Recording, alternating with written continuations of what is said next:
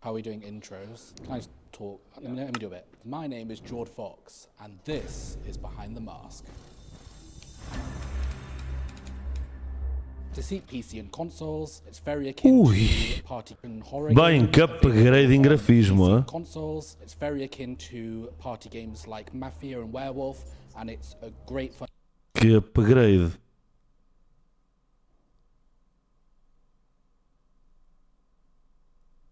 game to play with your friends. And Boris does feel sus to me, but... Let's not start framing me for no reason here, okay?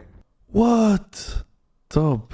It's a super exciting time for the development of DECEIT 2. Os bonecos são muito mais reais. The product, and now we're building out the beta and the launch. See what it's like at our studio, how we like to iterate, we like to prototype, be beautiful, better and better. There's so much more to hundreds of iterations and week-on-week playtests.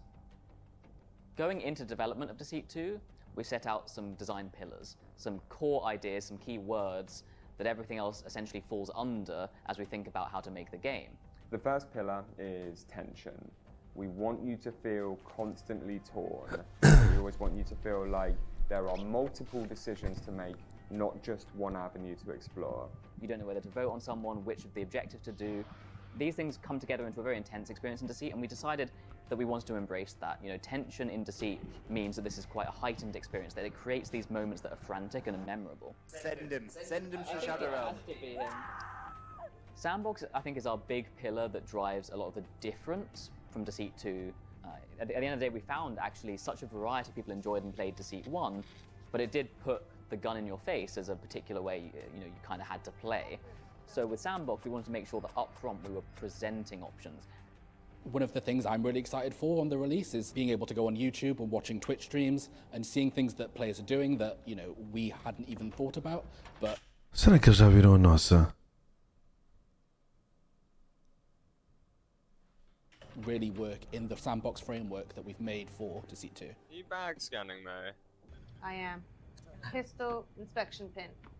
Just normal things. The third pillar is collaboration, and really the cornerstone of that is just wanting to pull people together, whether it's through collaborative tasks, whether it's forming temporary allegiances. When people are playing together and you have that conflict, DECEIT's just a lot more fun. One of the main reasons you have to collaborate is because it's quite hard to work out who's infected without doing so. There are quite a few different ways that you can collaborate. Ai, é top, meu. For which we've initially got the inspection machine pin and also the clipboard. The inspection machine pin is very similar to DECEIT 1, where when you unlock it, someone gets to scan someone else and work out what team they're on. Clipboard, it gives you fragments of information about one of the infected in the game, and you have to kind of compare and contrast with your friends and work out who's giving you right information, wrong information, and kind of deduce who actually is infected from that. Why do you think it's We've all voted. Press E on him. Why do you think it's... Don't... Yeah. Oh my God. So our final pillar is disruption, and this is how we focus on making sure we're seeding the chaos and confusion to allow for these hilarious moments of gameplay that can come out. This is bad news. I'm being deceived. The other thing disruption speaks to is the goal of the game to create exciting moments rather than really be about necessarily winning or losing. By creating so many options and ways to disrupt the experience, things are so varied and you have fun just in the moment, and it kind of takes that focus away from it all being about whether you escaped or outplayed someone 1 versus 1.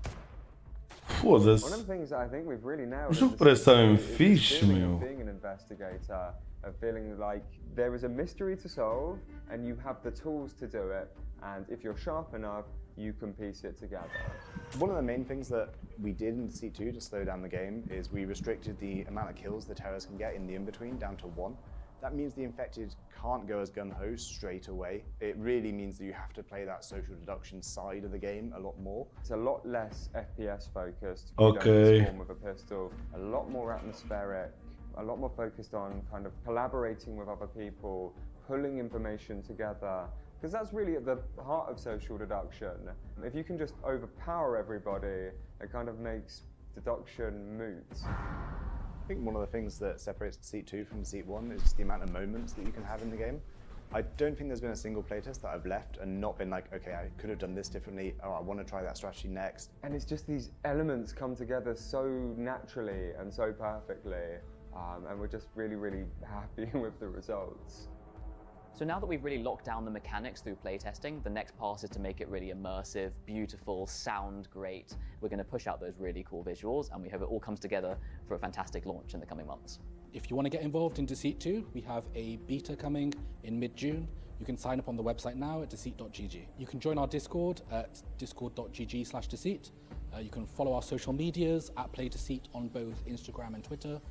And I think that's it. Fixe, meu. Fixe.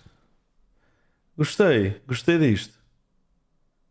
Gostei disto. Os gajos têm isto mais focado para a cena, para a malta colaborar e o caralho. Fixe.